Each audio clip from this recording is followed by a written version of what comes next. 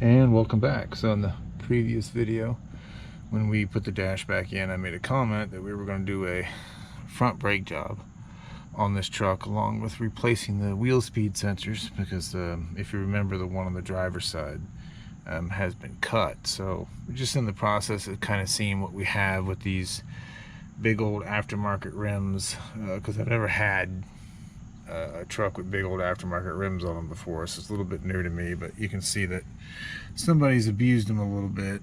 You know, broken fake plastic bolt over here. Looks like you've got some pretty major dings and dents. There's a pretty good hit, pretty good dent there, and you've got some, curb rash all the way around. So whoever had this truck before was either off-roading it or just loved to take curbs, one of the two. But from what you can see here, first I'm gonna have to research this, but in case you're curious, it's got a couple outer rings on it. That's one outer ring that sits and bolts right there. There's only two active Allen screws in this outer ring. The others are fake.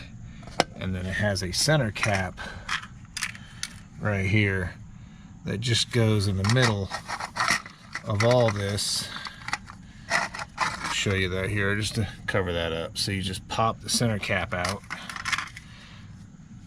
That gets you access into this.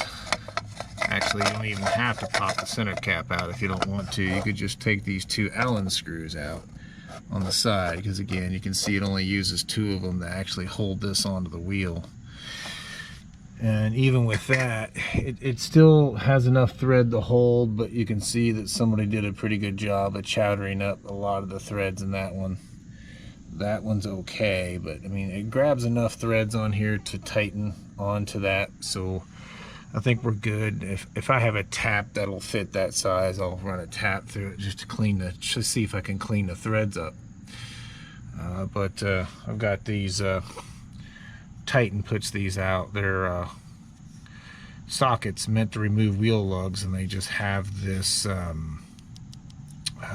what is this called? Just plastic coating, but it has a particular name. Now it's right on the tip of my tongue.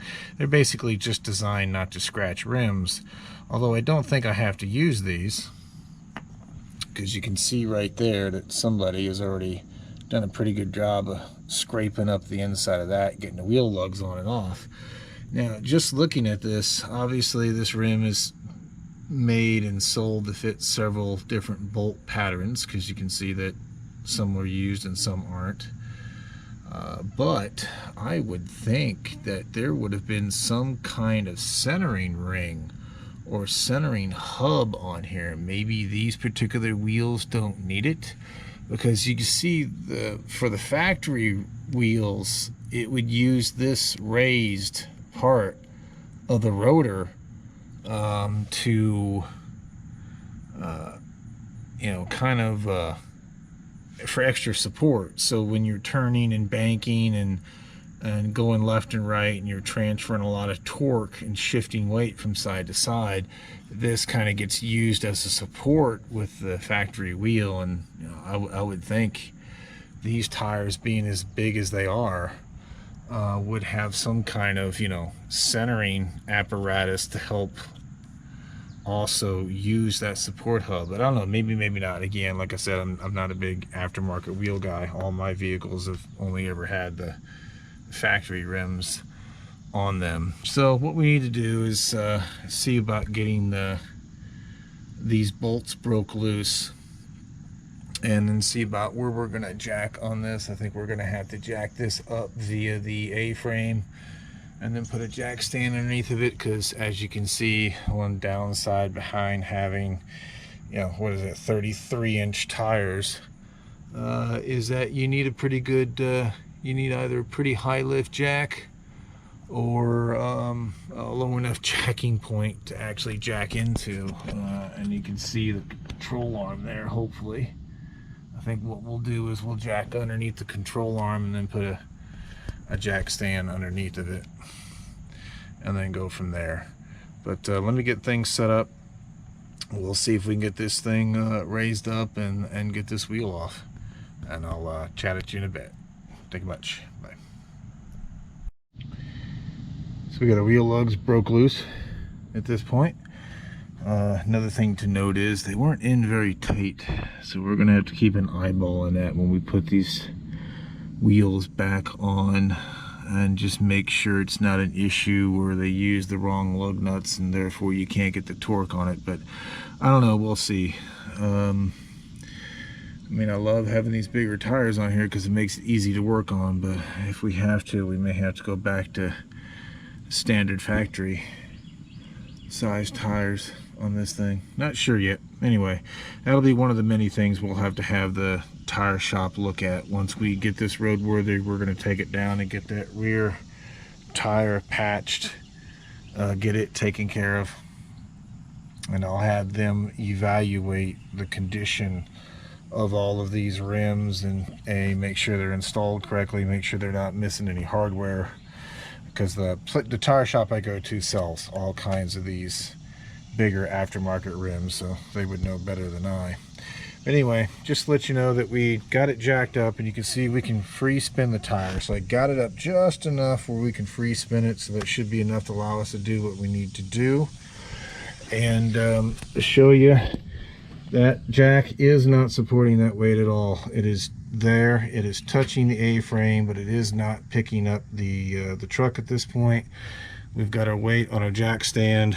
And a couple of years ago I picked up some of these nice heavy-duty tripod type jack stands, and yes, I do have a block of wood in there, because whether that's right or wrong, it's what I had to do, because this particular length just didn't go high enough. Once I relieved the pressure, it was still letting the tire down a bit too low, and it would hit the concrete and obviously not be able to remove it. But this is where all of our weight is at right now, just on this cross member. If this is incorrect, please feel free to put your comments in the comment box below. But again, this is where our pressure is at. Jack stand is just there as a precaution in the event something should happen to our jack stand here.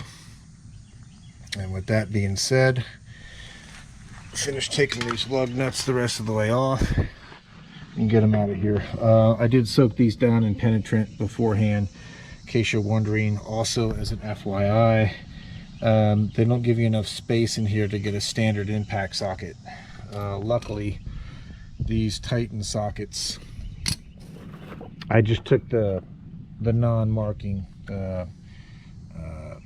Teflon, that's what it is. That's what I remembered earlier. I just took Teflon sleeve off of this because it would fit on there with the Teflon sleeve, but it was a pretty snug fit and I didn't want to get the socket caught. But that fits in there just fine, and like I said, I was able to easily break them loose by hand, so that could be a problem or it could not be a problem. But we're gonna get this wheel off and then I'll bring it back. Thank you much. And welcome back. So here it is. There's a big massive behemoth tire, and yes, as you can imagine, it is heavy to get off of here. The threads and all the studs look good. I'm happy about that. I just soaked them down in rust penetrant just to give them some lubrication. So as you can see, it's pretty much just standard rotor. Once we get the brake caliper and the caliper bracket and everything off, then this rotor should slide forward and come out. And what you can see behind me is going to be the replacement rotor. And yes, these are heavy. And there's the part number there. That's for both left and right hand sides. This is Rebestos. These are their coated rotors. Supposedly withstand better in rain, salt, and snow. Considering where this truck is going to be going, they're going to need protection against salt, especially, as well as snow, sleet, you name it. Versus kind of, thankfully I'm far enough south that if we get snow, it's generally only about one time a year. Okay, awesome. That's a little bit close, but that's probably because we've got it jacked up. I have to keep an eyeball on that. Yeah, it looks like, I mean, as we saw before, they've got some aftermarket control arms on here, at least the uppers look like they're aftermarkets. The lower ones actually still look like they're factory. So they look like they put some aftermarket upper arms on it to get it to drop lower, more than likely to accommodate the increased size and tire. Oh look, some broken wiring going up to our lights. That's probably why we're getting a light fault on the front passenger. Oh well, that'll be a later day issue. So what I'm going to do next is get to work on getting this caliper out of here, and getting this caliper bracket out of here, and once that's done, that'll expose the wheel speed sensor, which we can then get to, which is let's see, yeah, it looks like it runs through here, and it's actually behind this rotor if I remember correctly. So we got to get to all that, and then I'll bring you back. But I'm going to work on next is just getting this caliper out of here, and I'll just I'll show you when I bring it back. But I've got a couple of caliper hangers. We'll just hang it on the frame or hang it somewhere up here, just so it's not hanging by the hose. I will go ahead and preemptively take the ABS wheel speed sensor wire out of that grommet. There we go, because we're going to have to disconnect this anyway, and you can see that we've got look like some recently hatched spiders homes on that cable. Lovely. Okay, let me get cracking on this, and then I'll bring you back. Thank you much. And welcome back. Again, forgive, more neighbors are getting their grass cut today. But you can see we got our caliper off, and we just got it kind of, one of the ears looped into the spring, suspension spring, just holding that caliper in place and taking the pressure off that brake line. The caliper bolts are 13 millimeter, and if you look at these pads, you'll see that the pads have these tabs that kind of index it a little bit onto the caliper. So depending on where you're, well, actually, if you have this type setup, you'll have to do what I did, and you'll have to compress those pistons a little bit, kind of reach in there. I just used a little bit of a pry bar. Just make sure that you don't have plastic pistons when you do this. This truck's old enough, it has the old school steel pistons, but I was able to compress the caliper enough to get it to clear these pins and finally come off, because some of these pads, you put them on, they're smooth in the back, they don't have the indexing pins, so you can kind of just work it a little bit and get that caliper to slide off. But on this one we had to back it off, otherwise it would hit these pins. And yes, I am touching this with my hands, don't worry, I'm not gonna eat. I'll wash my hands before I eat or drink anything. I should be wearing gloves, and you were right, but I'm not. So I'm just gonna try to get this caliper bracket off next, and then we should be able to get our rotor off. And the caliper bracket is coming in at 21 millimeters. I'm gonna go to work on that, and I'll bring you back. Thank you much. And welcome back. So you can see we got our rotor off. We were able to get our bolts free. It doesn't look like this thing has probably ever had rotors on it. It looks like it's still got the bolts I took out of the caliper bracket just to show them to you here.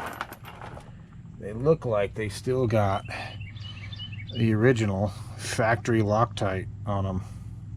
Lovely. Let's see. So there's our bracket.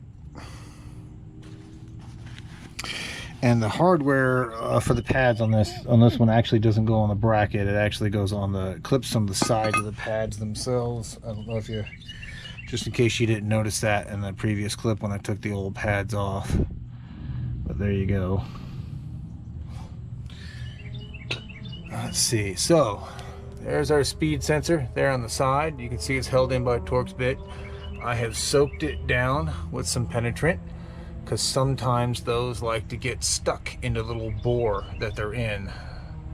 So what they do is they read a little tone ring. It either has a magnet on the wheel bearing hub, or it has a tone ring on the drive shaft. I'm not sure which of the two, but there's your sensor. So I'm going to take that Torx bit out and willing. Hopefully the fates have shined down favorably upon us, and that will come out in one piece, and then we can get the new sensor in there. But I did buy, along with the rotors and pads, this is just I'll show you the part number here. There we go. And this is just new bushings and clips.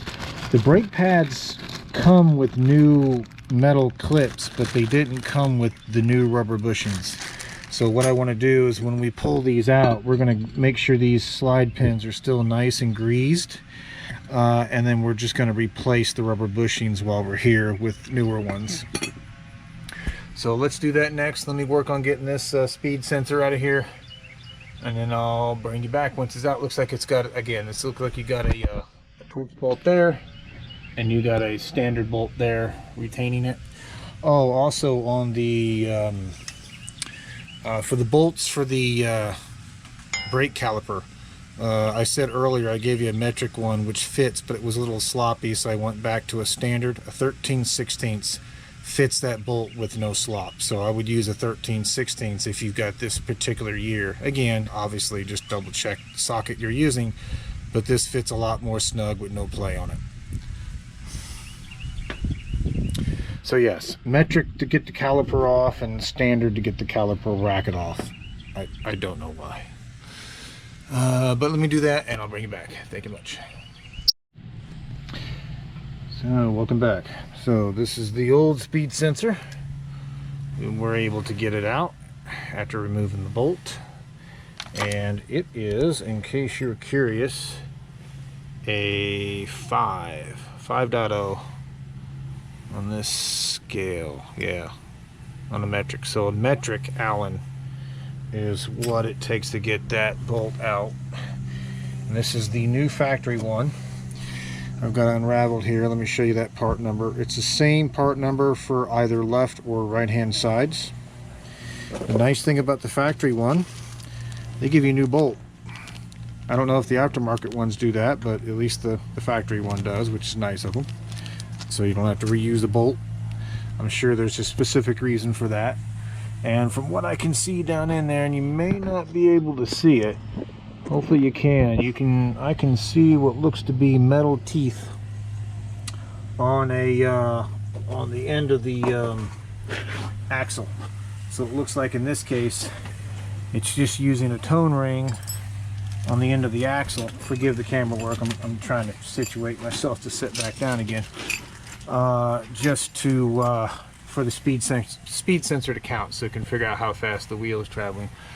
You can see up here that somebody did a pretty good job of mangling up the red lock tabs, so I finally just had to break out what was left. And I do not have, I have to look and see if I have any of these spare connect. The connector itself is fine. They didn't intrude into the weather seal. It's just the red lock tab that broke, and I think this will be, you know, perfectly fine without it. Now, these are aftermarket control arms. Now, it looks like there might be a spot right there to kind of clip this harness in place to hold it, but there's going to be a lot of articulation in this piece. So more than likely, this should go or clip into the fender liner. Once we get the fender liner back in, we'll have to see if they accounted for that, and we'll check in the driver's side and kind of see how they had this, where they had this mounted to. I thought originally it would go to a spot on the factory control arms, you know, but it may not. Either way, we just have to account for getting this to hold somewhere, just so it's not, you know, flopping in the breeze like it has been for a while now. Okay, with that being said, I'm going to go ahead and get that sensor installed. I'm going to put a little bit of brake caliper grease on the new sensor's O-ring that you see right there, just so it'll help seat it and not have any issues with it. And then when we come back, we'll start getting the caliper cleaned up, get the slide pins lubed up, get the boots replaced, and then we'll, you know, finally get this reassembled. But let me get this speed sensor in and I'll bring you back. Thank you much.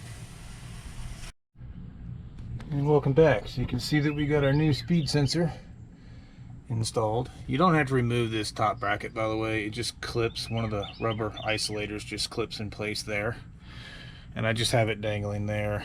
And like I said, I'll make the electrical connection, but as you can see, we'll have to figure out where this piece should clip into the brake hose. Either there, should clip in there for the brake hose, that one we took off earlier. And then, like I said, when we get the fender flare cover or fender cover back in here, we'll have to figure out how to mount this so it doesn't flop all around.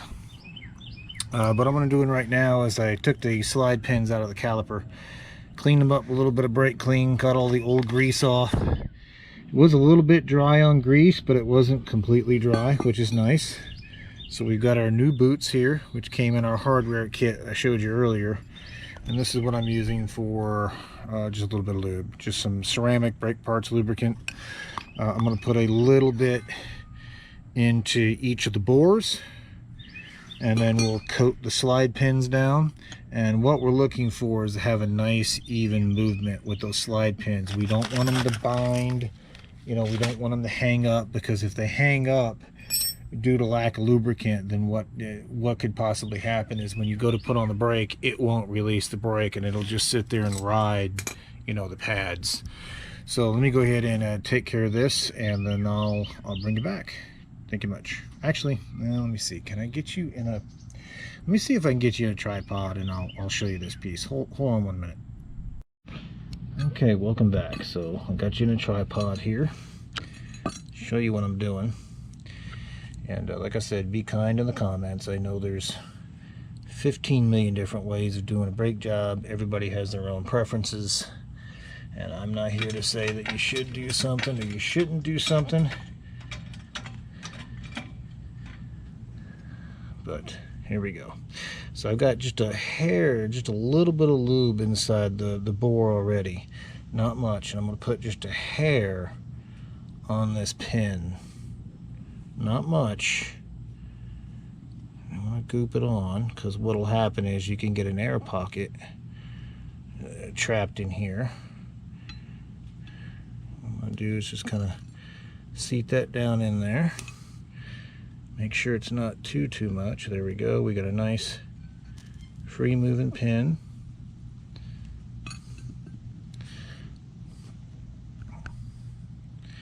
Now these boots, there's a little lip on right here that these boots will pop into. So just gotta kind of put them on there, get one end started, twist them a little bit, and then boom. And this pin's the same way. It's got a little seat, a little ridge. Let's put our pin in. There we go. You can see that we got a little bit of air in there, because you can see that pin's collapsed on the other side, but this pin's up. So what we can do is that we should be able to pop the bottom off, get that air out of there. And again, just kind of twist it, let it go back in place, and then boom, there you go. So you can see our pins are in. You can see they freely move, which is what we're looking for.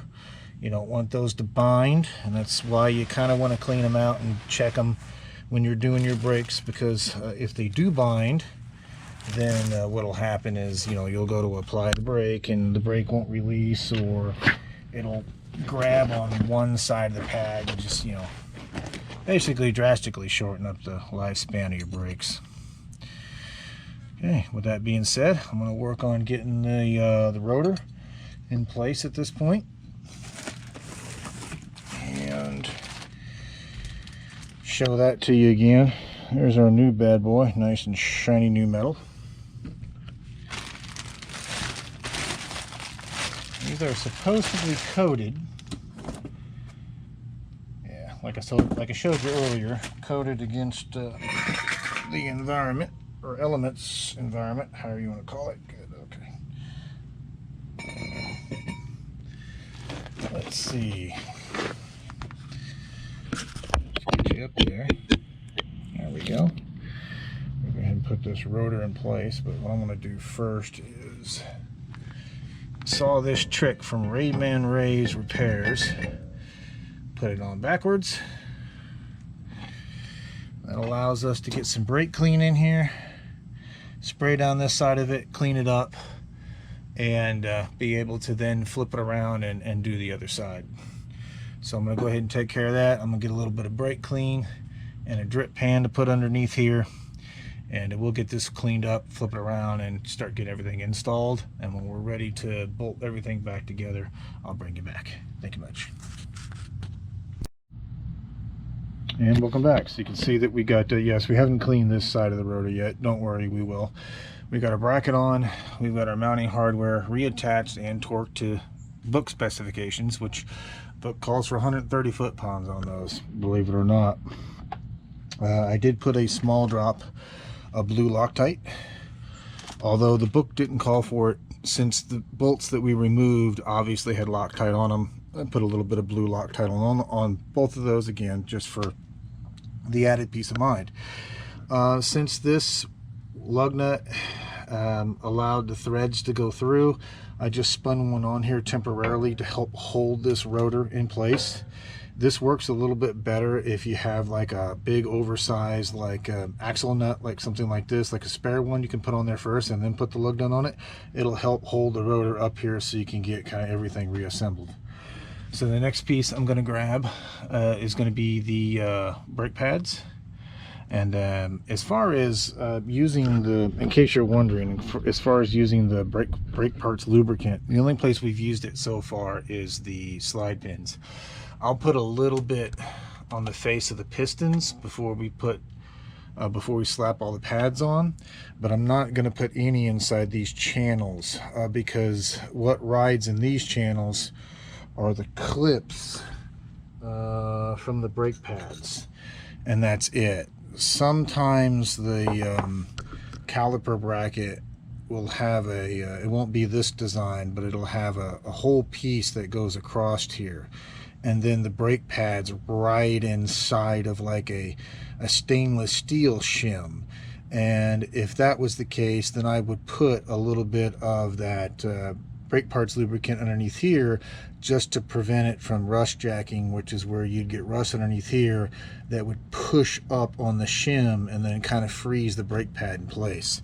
But since these have just the small clips that go on the end of each pads into the pads, I'm just going to kind of, you know, leave well enough alone. Again, we cleaned them out and they're not very rusty at all, so I'm not going to put anything in here, because if I do, then this just becomes an area where brake dust can mix in with the brake pad lubricant and just kind of get gummy and potentially hang a pad up. But I'm going to get these pads in and I'll bring you back. Thank you much. Just comparing our old brake pads with our new, and you can see our old ones actually still had quite a bit of meat on them. Again, we're just changing them out because we're here. We had to disassemble it to get to that speed sensor anyway, so there you go. Just like I commented earlier, the brake pads did come with new metal clips that you see here. I'm going to use the ones that came in the bag and just keep the ones that came in the kit with the new rubber bushings. And in case you're curious, this is the pads we're going with. These are for the fronts. Element 3s. They match the rotors that we're putting on. So everything's going in by the same manufacturer and the same product line. So let me get these clips on and get these pads in, and I'll bring you back. Thank you much. And welcome back. So you can kind of see how these clips fit onto these pads. They just kind of slip over the ear with the higher side up. And in case you're curious, in case you're always wondering, you know, how the hardware fits on the pads, just take a look at your old pads, either before you take them off, or in this case, since the hardware is still on there, just kind of give the old pads a gander. Okay, that said, let me get this front of this rotor cleaned up. We'll get these pads in and move on to the next step. And the next step, we get to introduce a new tool. So I'll bring you back for that. Thank you much. Bye.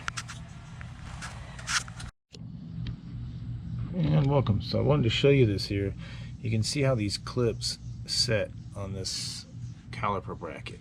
And if you actually push these brake pads in, you see how they're kind of responsible for springing those pads out and helping them kind of bounce back and release after you release the brake pedal. So I thought I'd show you that because that was pretty cool. So let me get that caliper down here. I'll take this opportunity to introduce a new tool. So whenever you're doing brake jobs, obviously the pads you're taking off are thinner than the pads you're putting on. So you have to compress the pistons down. Now, many different ways of doing it. I used to use one of the old brake pads in the past and stick it in the caliper and get a C-clamp on it and just kind of gingerly push the pistons back in. But I saw this one on Rayman Ray's video, so I picked one up. And what this is, it's just a ratcheting mechanism. And as you ratchet this one direction, it'll spread apart and then push those pistons back. So let me get that caliper down and I'll show you what I'm talking about. Talk to you in a minute. So just to show that to you there, as you ratchet this in the right direction, it'll push against this plate, which is against the face of the caliper, and then nose plate, which is against the face of the pistons, and it'll help push those pistons back in there. So I'll put a link in the description to where I found this one, but I thought that was pretty cool. It's not going to be able to kind of show you this in real time because I don't have a lot of brake hose and happen to hold the camera in one hand and the brake caliper in the other. This caliper is heavy, but again, that's how it works. Again, with because it does ratchet, it's a reverse forward and reverse ratchet. You get it ratcheting the right direction. Again, those metal plates will spread out because it's pushing up against the face of the caliper. It'll push up against the face of those pistons and help drive them back for you. So I'm going to go ahead and take care of this, and I'll bring you right back. Thank you much. There you go. You can see we got our pistons pushed back in our caliper, and I've got a little bit of that brake caliper lube, that ceramic lube, just on the face of the pistons because they are metal, just to kind of help them not stick to the pads. Now the pads look like they come with a stainless steel shim on the back, so that'll also help, but yeah, what can I say, old habits. So with that being said, I'm going to get this caliper installed and I'll bring you back. Thank you much. And welcome back. I forgot to mention when I compress the piston back to each their own, how you want to do this. I cracked the bleeder on this one because if you remember, the master cylinder as well as the engine is still missing out of this truck, and I didn't want the fluid spilling all over the engine compartment. However, unfortunately, where the caliper was set and when I compressed it back, it dumped brake fluid all over the driveway. Lovely. And all over the jack, so I'm going to just spray that down with some brake clean later and clean that up. But anyway, what I'm getting at is our brake caliper is installed, and you'll notice I can take it. And you see how easy I can move that from side to side? That's what we're looking for. We want a nice fluid movement on those pins. So everything's in, everything's torqued to spec. We just need to finish routing our speed sensor wiring, which, yep, you see that one will go right there on the brake line. There we go, perfect. This will plug into there, and again, like I said, once we get the fender liner back in here, we'll figure out a way to put this up. More than likely, I won't put the fender liner back in here until after we get the engine installed, because it's you can see how much access you have to stuff without it in here, and it's been missing for a while. We do have it. We did buy another one. It is inside the house. We just have to get it installed. But with that being said, let me go ahead and I'm going to take this nut off of here. Go ahead and get the tire. We'll get the tire put back on, and we'll start prepping to do the exact same thing to the other side.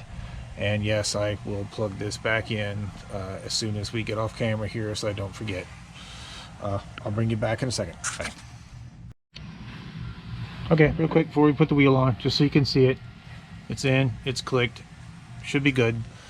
So what we can do is when we get ready to do it and we get all the speed sensors installed, like I said, we can come in and kind of jack up each tire individually once it's safe to power up the truck again, and we can actually just spin the wheels by hand and, you know, make sure that we're getting readings from our speed sensors. But with that being said, I'll bring you back in a short, and we'll go ahead and get this tire on and go to the other side. One moment. Thanks. And welcome back. So I just want to show you the driver's side here. I'm not going to go through each and every step again because it's literally just a mirror of what we just got done doing on the passenger side. But you can kind of see that there, and it looks like they got the same aftermarket upper control arms on this side. That would make sense. But either somebody put that back when they last did service, or this thing has never had a rotor before, because you can see this little factory clip they put on here which holds the rotors in place during assembly. But that's what I wanted to show you here. That's what I was talking about. The whole reason for doing the ABS sensor is that this wire was cut. Now, to be fair, we could have probably come in here and did the same type of repair that we did to the rear harness and just soldered it and heat shrinked it, protected it, and it may have been fine. But you know, we're here, we're going to go ahead and slap new sensors on it and do the same brake service. Like I said, it's not going to be any different than what you saw me do on the other side, and you can kind of see we still have the same problem here. So we're just going to have to probably make ourselves a little push clip hole. Probably, well, if my viewfinder wants, there you go, sorry, trying to get the viewfinder to come back. Probably just make like a little push clip hole somewhere right there in the fender liner.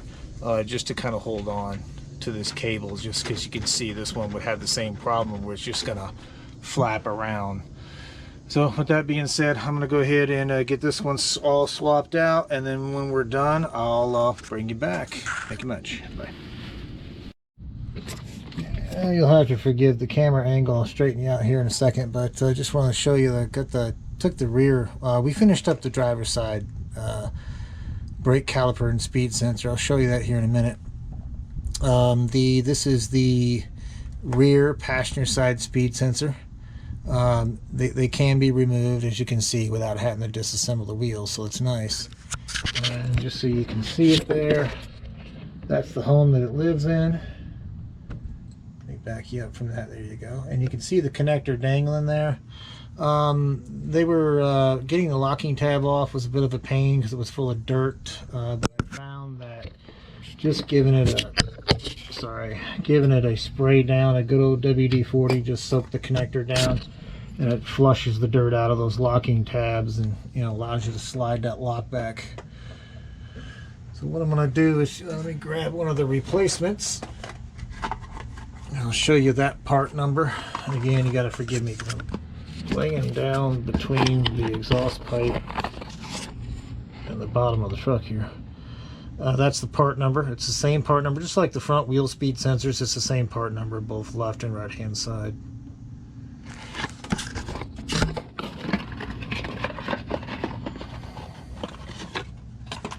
Now, and there you go. It's pretty much the exact same sensor, OEM sensor. Now, on this one, they didn't give you a replacement bolt like they did on the front ones. Not sure why, so we'll just reuse the old one. So let me get this installed, and I'll bring you back when I show you the one on the other side over there. And I think you may have seen the previous video, but I'll show you where somebody just pulled the guts right out of it. I'll bring you back in a bit. Bye. Okay, welcome back. So we got the rear driver side here. As you saw in the previous video, that's what's left of the inside of the sensor, still connected to the wiring harness. So I got that connector soaked down so we could get that lock to release and get that bad half of the sensor off.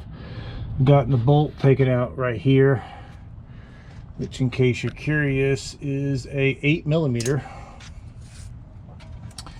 The last one, there we go. And then and you can see they just pull right out. I'll show that to you. Okay, I don't know if that was in the shot. In case it wasn't, they just place in there like that. And you see they pull right out.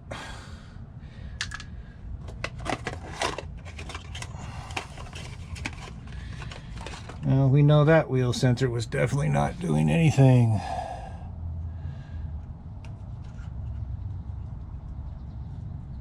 Okay, there it is. That new one is in place. Just put our bolt back in. Why they couldn't made the front ones this easy to change out, I don't know. It'd have been nice if they did. It doesn't take much torque to tighten this down.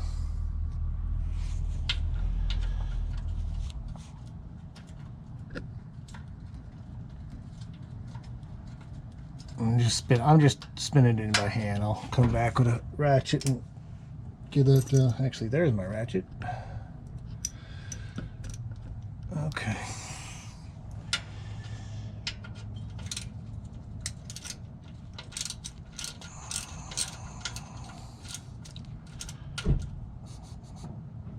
Click. Torque to factory spec. Okay, let me get your feet spread out here.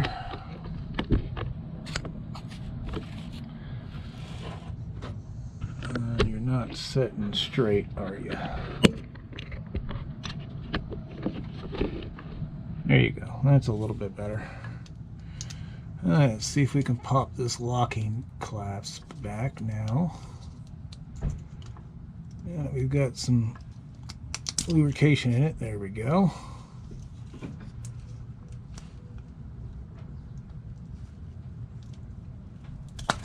There.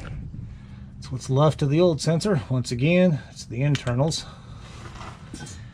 And let's just get this new sensor plugged in.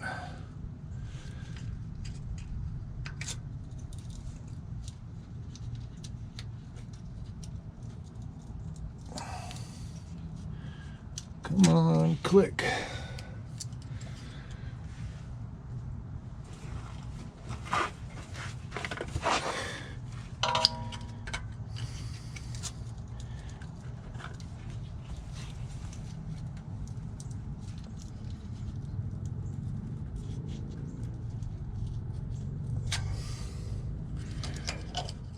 Okay, let's see, where's our clicker? Okay, let's make sure that's locked back. Okay, give me 1 minute. I'm gonna fidget with this connector a bit. It's just not locking in place.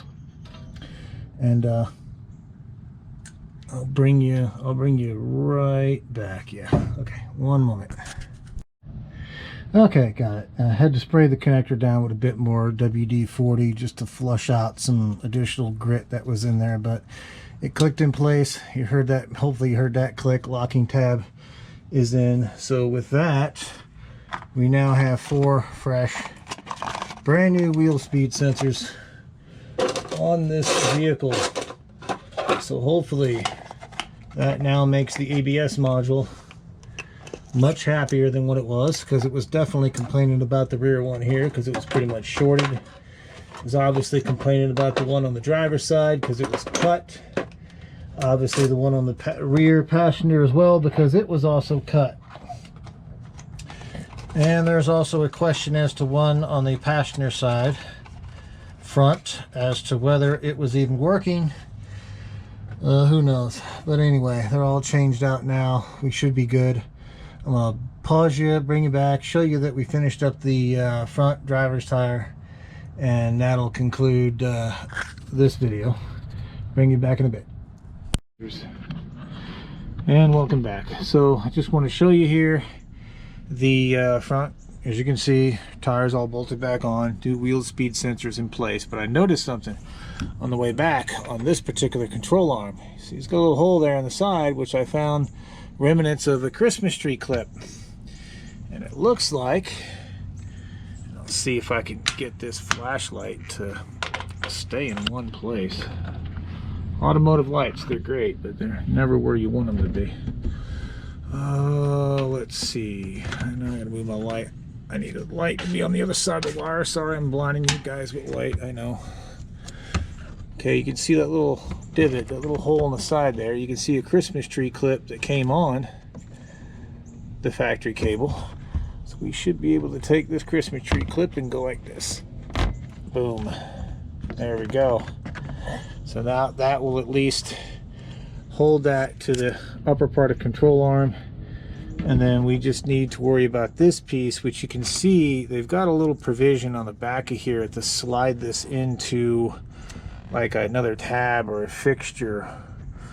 We should be able to, it looks like there was probably maybe something on the frame at one point, or it goes behind this splash shield, which is probably more likely, and just does that and clips to the frame somewhere. So you know, I'll have to look at that next time we're under the hood, but you can see it there. There's a provision. It's like a little slide catch to slide on to either another wiring harness or to a fastener location. So while we've noticed that, let's go look at the passenger side and see if we could do the same thing.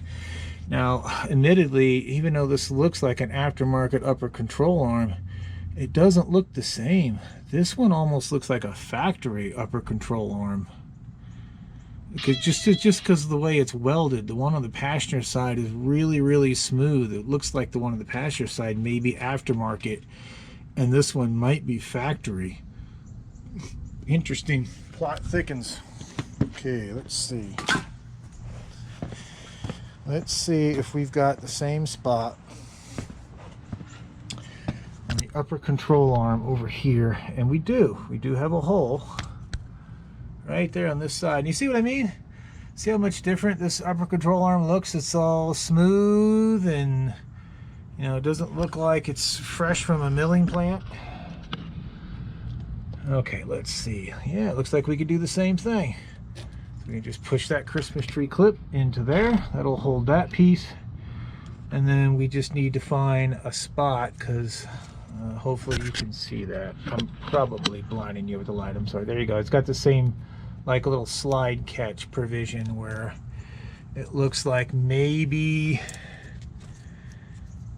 it was up here, or no, that's radiator hoses. That won't be in that spot once the engine goes back in. Okay, like I said, we may have to just kind of custom fastener this when the liner goes back in. You know, maybe just take this connector and zip tie it to a spot on the fender liner just to kind of keep it from bouncing. But cool. Well, anyway, that'll do it for this video. And to recap, and yes, I still have brake fluid to clean up. Don't worry, I'll get some kitty litter on that to help soak that up. So we did the front rotors, front pads, front wheel speed sensors on both sides. On the rear, we went ahead and changed out both wheel speed sensors. So that is now done. And when the emergency brake hardware comes in, which I think is supposed to be Wednesday or Thursday of next week, then we can make a follow-up video in which we can do the same thing. So we'll change the rotor slash hat combo, the pads, the obviously pad hardware, because it'll come with the pads, as well as the little rubber bushings. We got another kit to change out those rubber pieces. And then we'll also do the emergency brake hardware, which, if you remember me mentioning in the previous video, is a bit unique the way Chrysler kind of handles that, because it actually has emergency brake shoes, which are inside of, you can see it there, so it's kind of like a hat rotor combo, and the emergency brake shoes are inside this center piece. Now, I'm hoping we can get that hardware out without having to pull the axles, because the book says to open up the rear diff, pull the C-clips out, and pull the rear axles forward to get the clearance to get those out. I'm really hoping that we can kind of fidget around it to be able to get that hardware out and change it without having to pull the axles. I'll have to do some research. If we can't, then, to be honest with you, I really don't want to crack that rear diff right now. We may just change out the primary braking hardware and see if we can just crank up the adjusters to tighten up the emergency brake to make it at least a scooch better than it is now. But it depends. We'll have to do some research on it. But with that being said, I will cut it at this point. I've rambled on way too long, and bring it back for the next one. If you haven't considered subscribing, please consider to do so. We did surpass the 1,000 subscription mark. We did it a lot earlier than I thought we would ever do it. I was just picking a goal for the end of the year and hoping and praying for the best. But as of last night and this morning when I checked it, I got the confirmation email from YouTube this morning with a congratulatory message in it. So it is official as of this point. And be on the lookout for a thank you video. I know it's cheesy, I know it's corny, I know everyone does it, but I'll put a thank you video out there either later this evening after this one goes up, or by chance first thing tomorrow. Just when, again, I'll say it here and I'll also say it in that video, but if you have subscribed to this channel, thank you for doing so. It allowed us to hit that 1,000 mark, and it'll allow us to do a lot more things with the channel that we couldn't do because we weren't at that 1,000 minimum that we needed. With that, I'll let you go, and I'll bring you back for the next one. Thank you much.